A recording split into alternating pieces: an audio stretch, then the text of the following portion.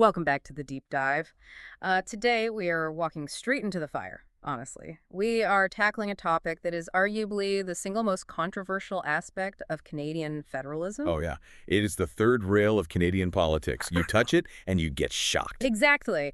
We are talking about equalization payments. And if you follow this stuff even a little bit, this is the mechanism that essentially splits the country into two teams, the have and the have-not provinces, Yeah. and it makes otherwise polite people just scream at their televisions. It really does. I mean, it's a massive system. We're talking about moving over $25 billion around the country in the 2024-25 cycle alone.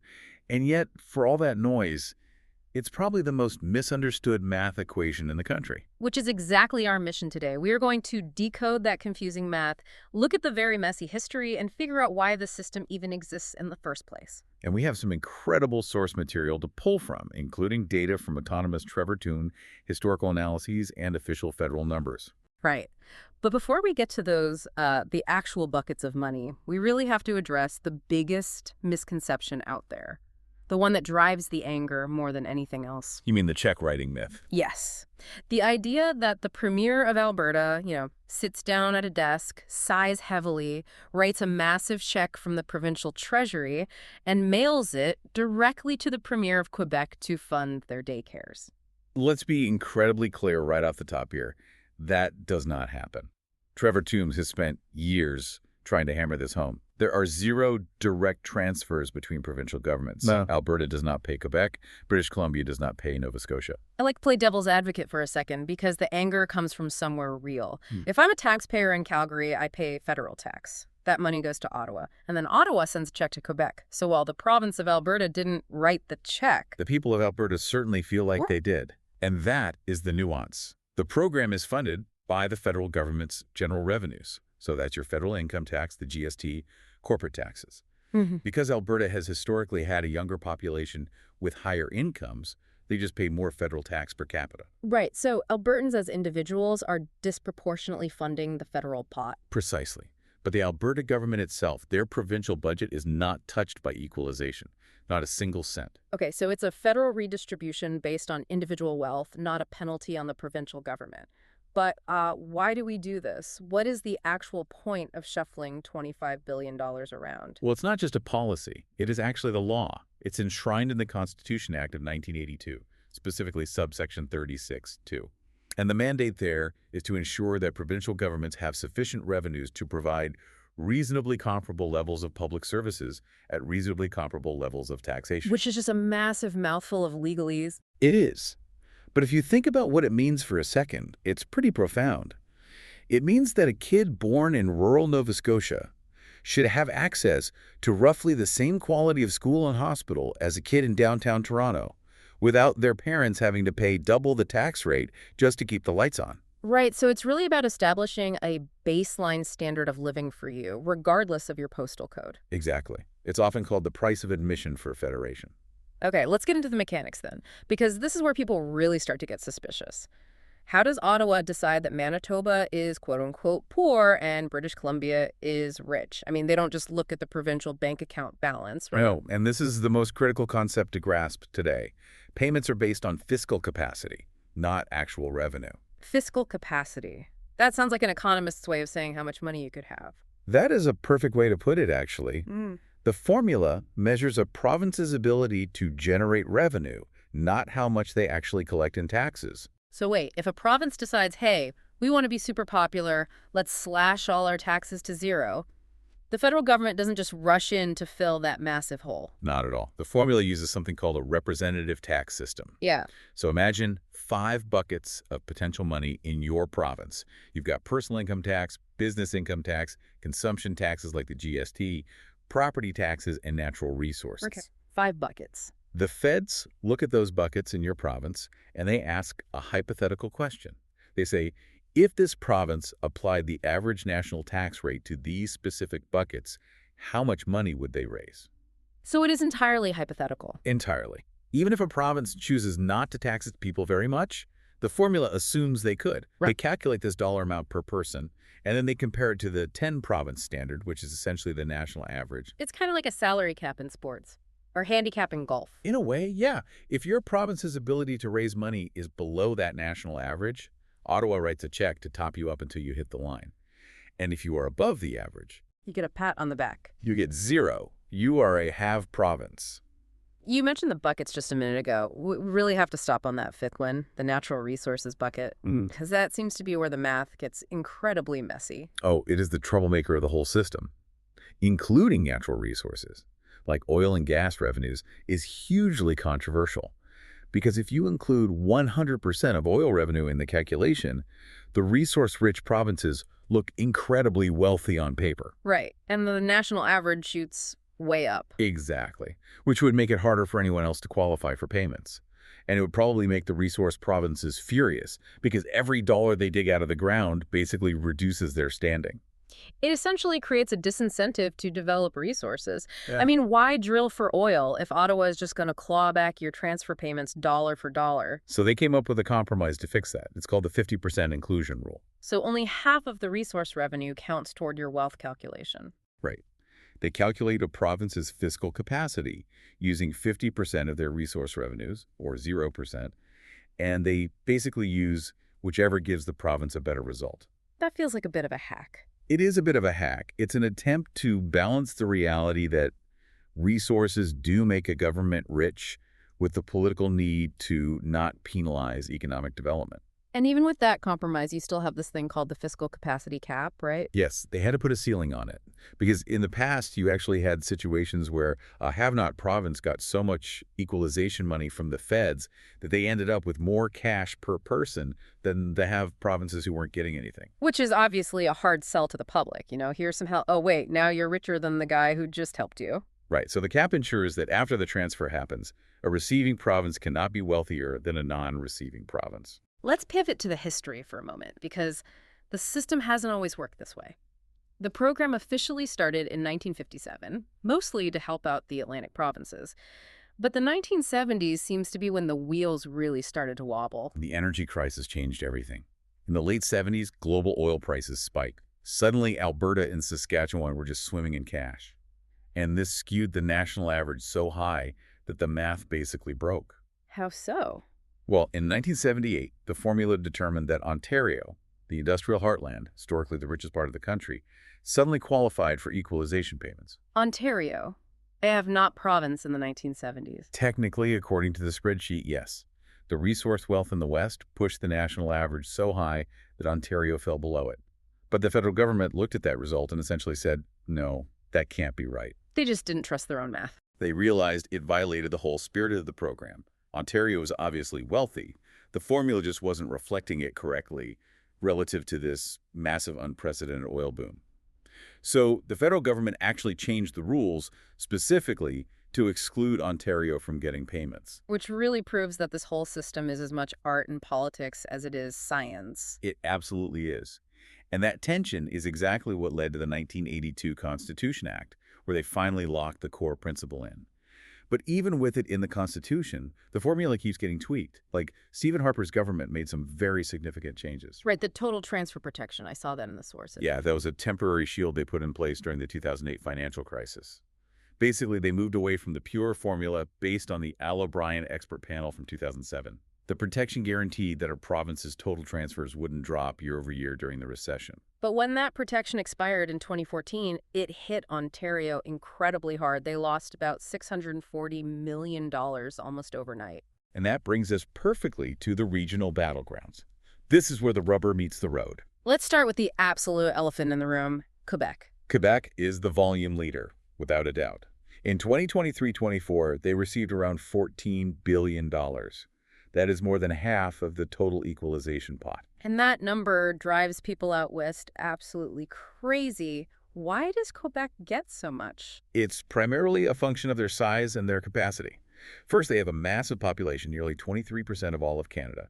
Second, despite having a very modern, diversified economy, their fiscal capacity, their ability to raise revenue per person, is consistently below the national average. But there's a massive asterisk here involving electricity, isn't there? The whole Hydro-Quebec argument. Yes, this is the specific grievance you hear constantly from the West.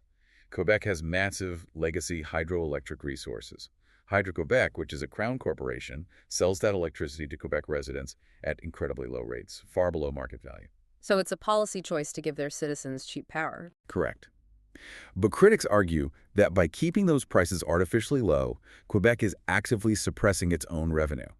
If Hydro-Quebec charged market rates like other places do, it would make billions more in profit, which would flow directly to the provincial government. And that would raise Quebec's fiscal capacity, and their equalization payments would drop. Exactly. So the argument from the critics is basically, you're subsidizing your own hydro bills to look poor on paper, and then you're asking the rest of Canada to pay you for being poor. That is the crux of it, and the numbers are huge.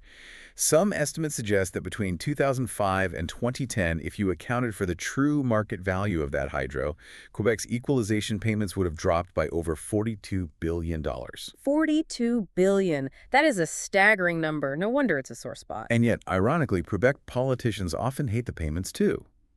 Former Premier Bernard Landry famously called them degrading.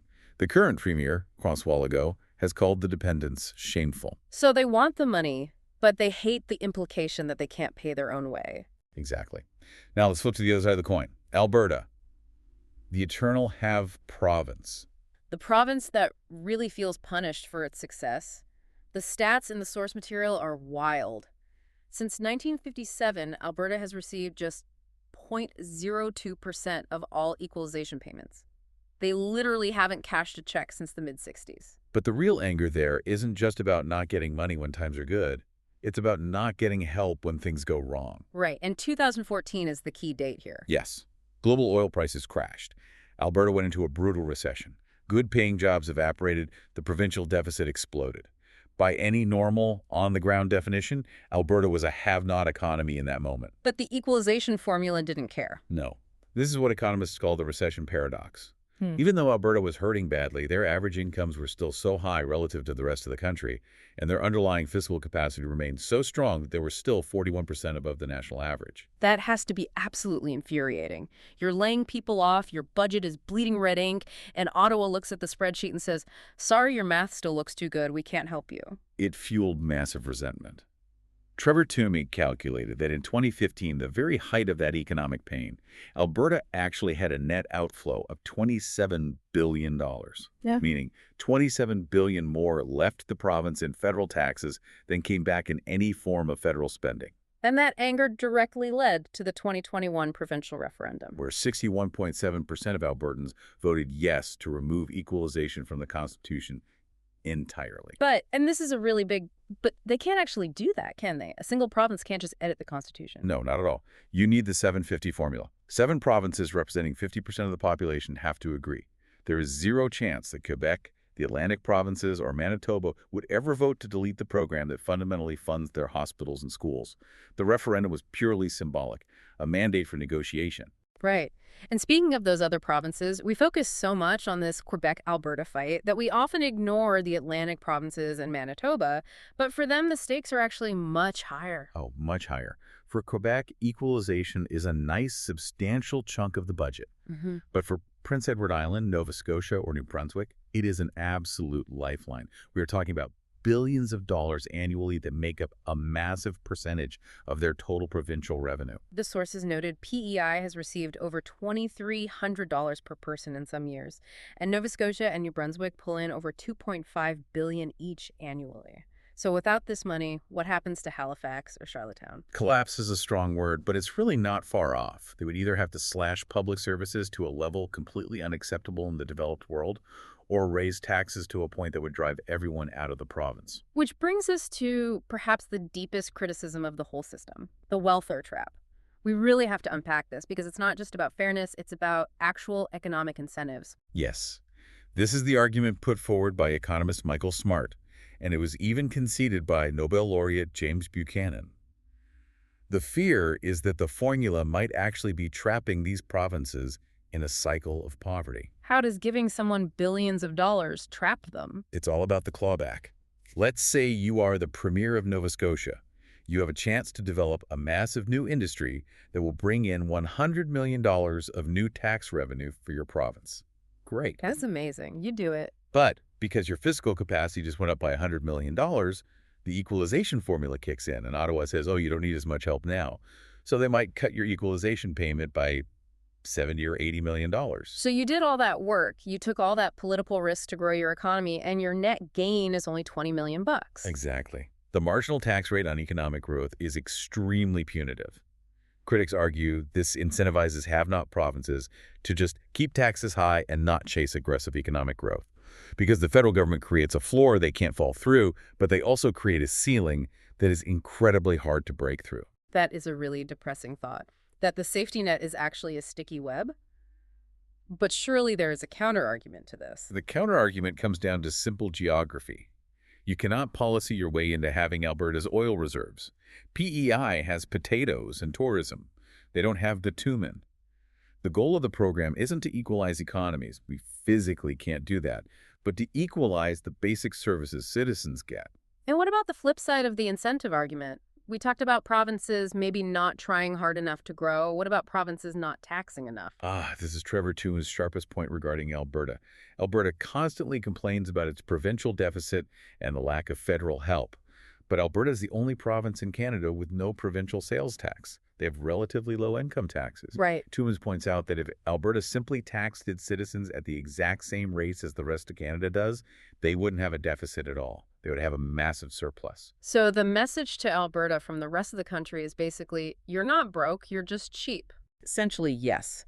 It's very hard to ask a taxpayer in Quebec or Nova Scotia who pays incredibly high provincial taxes to feel sorry for an Albertan who pays no provincial sales tax, even if the federal math feels unfair out west. It really is just a tangled mess of math, politics, and geography. So if we synthesize all of this, what are we actually looking at here? If you zoom out, equalization really is the glue of the Federation. It is the price we pay to keep a country this massive and this geographically diverse together. It ensures that being born in a poorer region doesn't automatically resign you to a second-class life. But the cost of that glue is incredibly high. The cost is immense regional tension. It is mathematically true that the wealth of Ontario, Alberta, and BC subsidizes the rest of the country. That creates a permanent friction. It feels like a penalty for success to some, and a fundamental right of citizenship to others. So we've gone through the mechanics, the history, the battlegrounds. I want to leave you with a final thought to mull over, something we haven't touched on yet, but that builds directly on everything we've discussed. Oh, this is a good one. We talked about how the entire formula, and really the wealth of the have provinces, is heavily dependent on oil and gas revenues. But as Canada and the world transition away from fossil fuels toward a green economy over the next few decades, what happens to the system? It's a massive blind spot. If oil revenues collapse permanently, not just a cyclical recession, the 10-province standard will plummet. Provinces that are historically wealthy might suddenly find themselves with diminished fiscal capacity. Will the traditional have-not provinces be able to survive if the feds don't have that Western oil wealth to redistribute? Will the math even work in a post-oil Canada, or will the entire system bankrupt the federal government? It's a huge question. If the money pool shrinks, the fight over who gets what is going to get a lot uglier. A $25 billion question for the ages. Well, that's it for this deep dive into equalization. Hopefully the next time a premier starts shouting about buckets of money on the news, you'll know exactly what they're actually talking about. And just remember, nobody mailed a check today. Thanks for listening. We'll see you next time.